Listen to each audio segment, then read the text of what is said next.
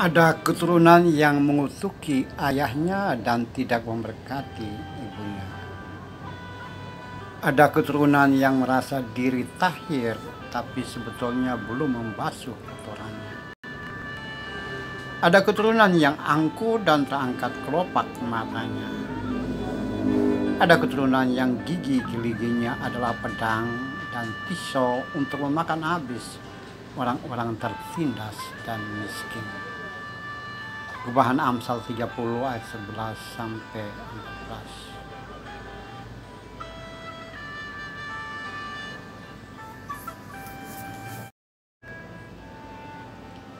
14. Renungan kita, ada keturunan yang mengutuki ayahnya dan tidak memberkati ibunya.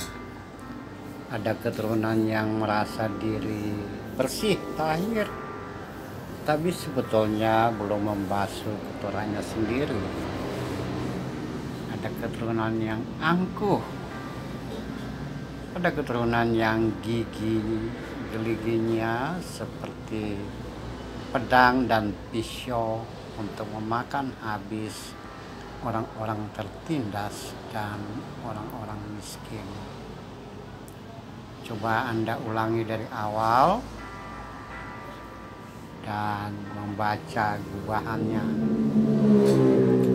Saudaraku yang kekasih, saudara dalam kemanusiaan, kali ini kita memperhatikan kata-kata bijak dari Agur bin Yake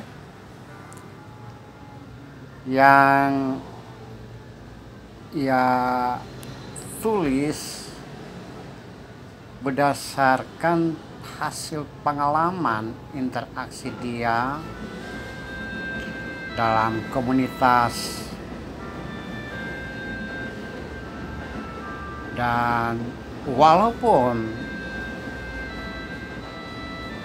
ada didikan, bimbingan, dan tuntunan orang tua, orang dewasa kepada generasi penerus, anak-anak ataupun cucu, bimbingan, tuntunan, didikan yang baik dan benar sesuai dengan apa maunya hukum, apa maunya undang-undang, apa maunya Tuhan.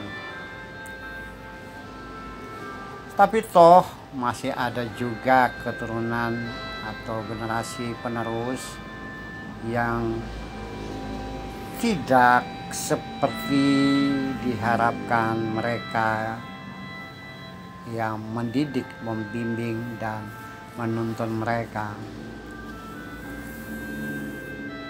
Masih ada generasi atau keturunan yang fasik, yang memberontak, yang mengutuki, yang orasi dan narasi yang keluar dari dirinya tajam bagaikan pisau dan pedang yang mencerca, menghabiskan, yang menindas orang-orang yang tertindas serta orang-orang yang miskin.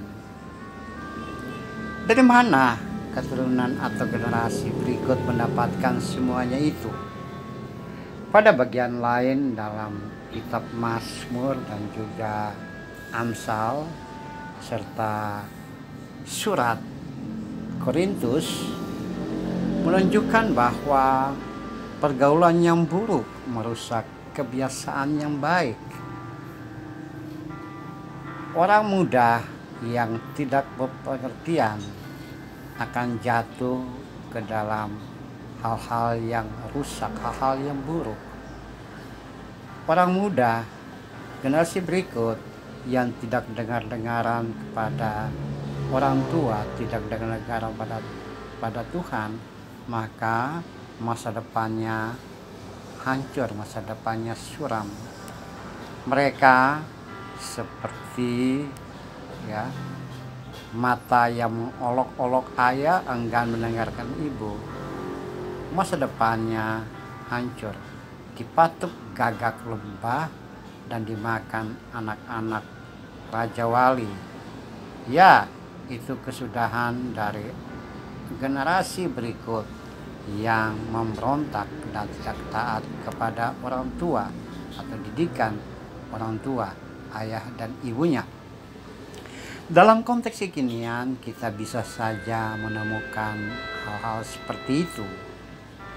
Banyak kali kita menemukan anak-anak atau generasi penerus yang sudah mendapatkan didikan, bimbingan, tuntunan, tapi toh mereka menunjukkan hal-hal yang tidak bermartabat, memberontak, dan juga kasar, bahkan bertingkah laku seperti orang-orang yang tidak mendapatkan bimbingan dan didikan.